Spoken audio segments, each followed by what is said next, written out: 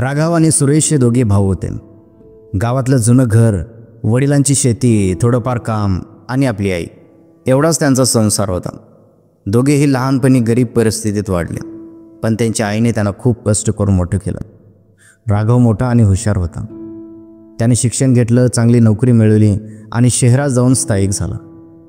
सुरेश थोडा अभ्यासात मागे राहिला, त्यामुळे तो गावातच शेती करून राहिला आणि घर सांभाळत होता. आई मात्र अजूनही गावातल्या जुन्या घरातच राहत होती. आईची सेवा कोण करणार हा प्रश्न त्यांच्यापुढे पडला. वडिलांचे काही दिवसापूर्वी निधन झाले. आईने त्यांच्या आठवणीमध्येच उर्वरित आयुष्य घालवायचं ठरवलं. पण आता वय झालं होतं, शारीरिक त्रास सुरू झाला होता, हातपाय थकत होते, काम करायला जमत नव्हतं. तेव्हा तिने मुलाला सांगितलं, बाळानो, आता मलाही थोडी मदत हवी आहे. आता या घरात एकटीला राहवत नाही रे. तुम्ही ठरवा आता की मी कोणाकडे राहायचं. हे ऐकून माधव आणि सुरेश दोघेही गप्प झाले. सुरेश म्हणाला, आई, मी तुला माझ्याकडे ठेवायला तयार आहे, पण माझी परिस्थिती माहीत आहे ना तुला. शेतीवरचं उत्पन्न फार कमी आहे. तुला राहणं, जेवण देईन, पण जास्त काही मी करू शकत नाही. राघवने थोडा विचार केला आणि म्हणाला, मी पण आईला घेऊन जायला तयार आहे, पण माझ्या बायकोला हे पटेल का मला माहिती नाही. आम्ही दोघेही जॉबमध्ये बिझी असतो. आईला नीट पाहू शकू का याची खात्री नाही. दोघांमध्ये चर्चा सुरू झाली. शेवटी राघवने प्रस्ताव दिला, एक काम करूया आपण.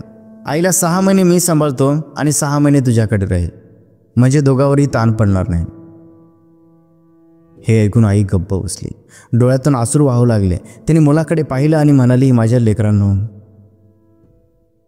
तुम्ही माझ्या काळजाचे तुकडे आहात, पण आज मी पाहते तुम्ही माझीच वाटणी करताय. मी तुम्हाला लहानपणी असं कधी केलं का? तुझ्या खाऊची वाटणी केली का? तुझ्या कपड्यांची वाटणी केली का? आणि मग तू आज तुझ्या आईची वाटणी करावीशी वाटते. आई पुढे म्हणाली, मी कोणाकडेही राहणार नाही, काळजी करू नका. जिथे तुमच्या वडिलांची आठवण आहे, जिथे मी तुमच्या बालपणीचे क्षण पाहिले, त्या माझ्या जुन्या घरातच मी राहीन. गरज पडली तर देव मदत करेल मला, पण तुम्हा दोघांवरही माझं ओझं होईल असं मी करणार नाही. असं काहीही मी करणार नाही. आई त्या रात्री मंदिरात गेली आणि देवासमोर हात जोडून म्हणाली, देवा, लेकरांना मोठं केलं, चांगलं शिकवलं, त्यांच्या सुखासाठी रात्रंदिवस झटलं, पण शेवटी त्यांना मीच ओझं वाटलं. आता माझ्यासाठी तू आधार आहेस. आता उरलेलं आयुष्य तुझ्या सेवेत घालवते. त्या रात्री त्याने घरातच एक कोपरा निवडला आणि तिथेच आपला उर्वरित काळ घालवला. राघव आणि सुरेश त्याच्या खोलीच्या बाहेर उभे होते.